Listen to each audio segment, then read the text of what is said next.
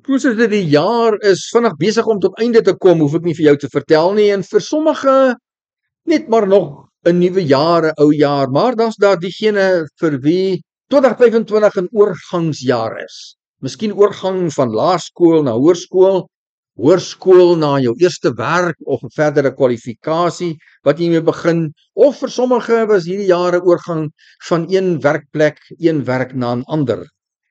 So ervaar ons almal in die loop van ons lewens 'n einde aan een of ander hoofstuk in ons lewe en die begin van 'n nuwe hoofstuk.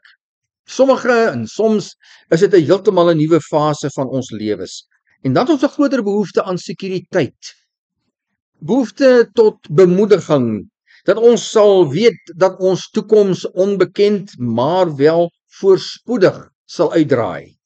Ons het 'n behoefte aan vrede in sulke tyd, 'n behoefte dat die Here aan ons sal bevestig en herbevestig, sy wil in ons lewe sal geskied, dinge sal uitwerk daarvolgens. Ons gaan vanoggend net kortliks stil staan by 'n enkele versie en daai die Nuwe Testament, Jeremia 29 vers 11, bekende versie. Ja, ek ken die planne wat ek vir julle het, is die uitspraak van die Here. Dit is planne van voorspoed en nie teenspoed nie, om aan julle 'n toekoms en daarbenewens ingebreek in begrepe daarmee 'n suksesvolle, gelukkige toekoms en hoop te gee. Broers, soos het ek al gehamer, is belangrik wanneer ons 'n Bybelversies voor ons het, dat ons dit verstaan in die konteks van daardie hoofstuk. Jy weet, tot en met die tyd van Martin Luther was die Bybel, wat toe nog nie op skrif was nie, net op rolle, net een lang geskrif gewees. Daar was nie hoofstukke nie, daar was nie verse nie. En Luther het begin om dit in te deel in hoofstukke, behorende verse wat behoort tot 'n sekere onderwerp, hoofstuk. En dan kry ons in hoofstukke baie keer dat 'n hoofstuk opgedeel word in verskeie groepie verse. En bo aan die groepie versie is daar 'n opskrifie. So is dit verder ingedeel om vir ons te help om dit reg te verstaan. En dis waar ons begin. Ons kyk na die versie in sy groepie. Hoe pas die versie in by sy groepie? Hoe pas die versie in by die hoofstuk? Wat sê die versie vir ons in terme van die boodskap van daai Bybelboek, Jeremia? En dan moet ons 'n gedagte hou, dis in terme van die Ou Testament. Ons interpreteer anders in terme van die Ou Testament as in die Nuwe Testament. Konteks, né? Hoe sê die mense wat eiendomme verkoop? Location. Ek weet nie of dit in Afrikaans is nie. Wat betref Bybel is dit konteks. Vers 11, hierdie vers is geskryf te midde van 'n donker tyd in Israel se lewe. Baie donker tyd. 'n Tyd van erge teëspoed. En in hierdie tyd gee die Here vir hulle versekering van voorspoed en 'n goeie toekoms. Vers 1 moet ons by begin. Daar vind ons uit, maar waaroor gaan hierdie hoofstuk waaruit ons nou net 'n versie gelees het. Vers 1, Jeremia sê hy skryf 'n brief aan die ballinge. Wat is 'n balling?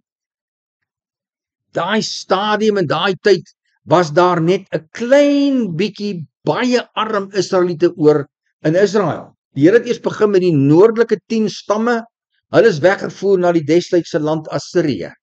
En toe, hele klomp jaar later, is die oorblywende 2 spanne, Juda en Benjamin, is hulle weggevoer as slawe na Babylon. En Jeremia skryf vir hulle 'n brief. Hulle is in Babylon, hulle is slawe. Erge teëspoed. In 'n heidense land bevind daai mense hulle. En dan in die voorafgaande vers 10, net vorige vers wat ons gelees het, slegte nuus. Hy skryf aan daai Israeliete, hy sê vir hulle, julle gaan nog 70 jaar in Babylon as slawe wees.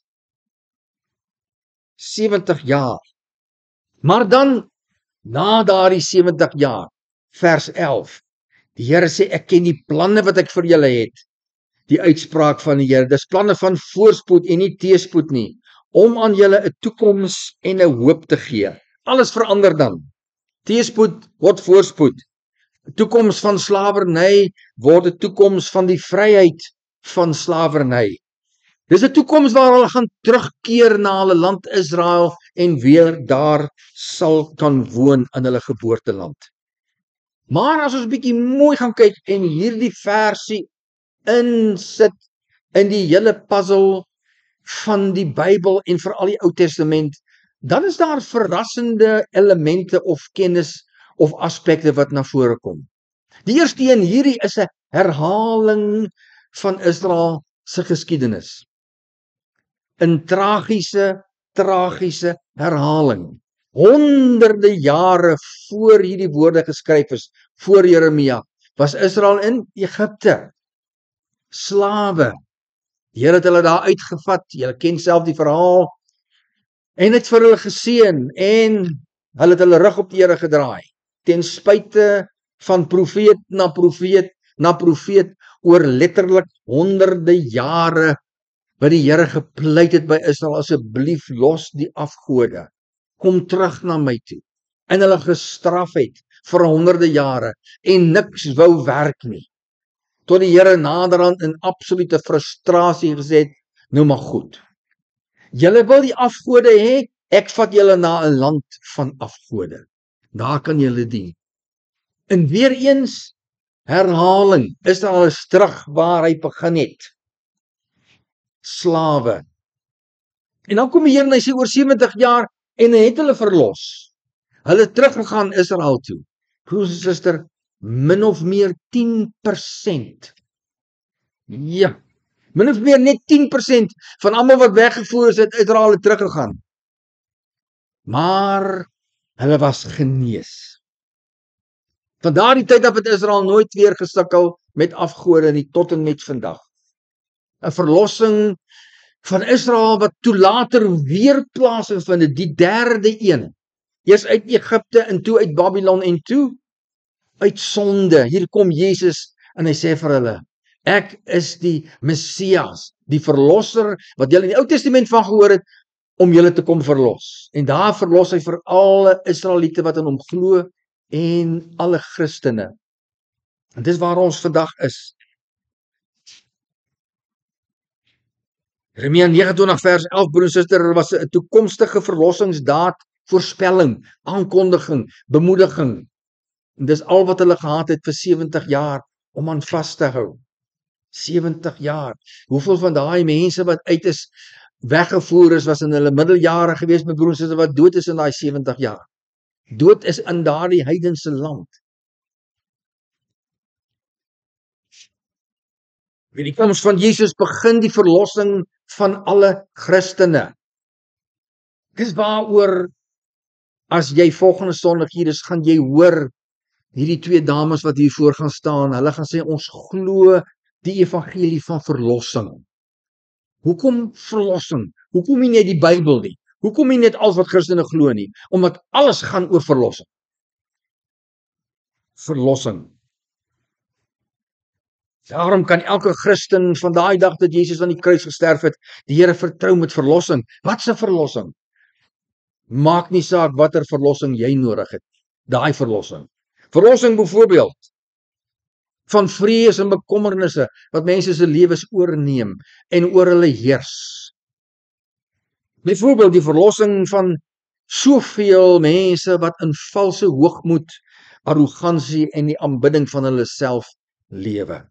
Daar is soveel dinge waarvan ons verlossing nodig het. Daardie verlossing, my broers en susters, sê die Bybel is nou.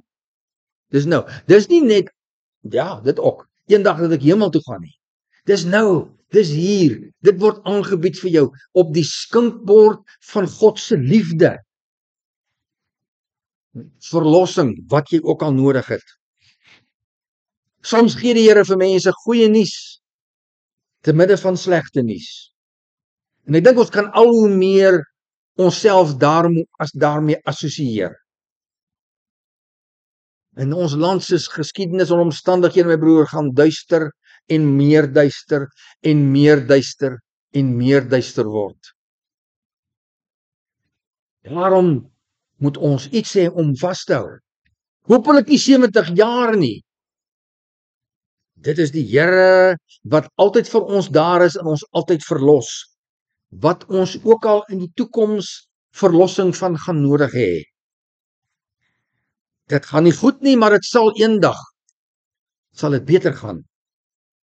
Soms wag die goeie nuus wat ek oorhoop, iewers in die toekoms. Miskien kom dit nooit, gebeur dit nooit nie, want dit is nie die Here se wil nie. Maar ons kan wag wanneer die Here nie antwoord nie. Ons kan weet hy hoor, as daar nie 'n antwoord is op my gebed nie, as daar nie iets is wat ek so graag wil verander hê in my lewe nie, kan ek weet, vasgoed daaraan, die Here weet ek bid elke dag daaroor. Hy weet dit lewe in my hart. Vertrou hom met dit wat hy nie verantwoord in jou lewe nie. Vertrou hom daarmee. Ons moet vasbyt in slegte omstandighede, dis altyd net tydelik. My broers, dat die Here se getrouheid en genade seëvier altyd oor alle slegte omstandighede. Met die Here en by die Here is ons altyd verseker van 'n toekoms van voorspoed en sukses. Amen. Hemelse Vader, dankie Here, dat ons ook in die tye waar dit nie goed nie, kan vashou. Nie aan 'n hoop wat ons nie weet of dit ooit gaan realiseer nie. Ons hou vas aan sekerheid, Here. Die sekerheid van u liefde, die sekerheid van u wil, die sekerheid van u almag, die sekerheid dat u 'n plan vir ons lewens het en u voer dit uit. Die sekerheid dat u met ons negatiewe omstandighede baie besliste en baie goeie doel het, al kan ons dit nie sien of verstaan nie. Dankie Here dat ons weet, wat die toekoms ook al inhou, u is altyd daar, u is altyd in beheer, u sal altyd vir ons antwoorde gee waar ons dit moet hê, u sal altyd vir ons lei, u sal altyd vir ons uitkoms gee, u sal altyd vir ons beskik wat ons ook al nodig het, en daarvoor dank ons u.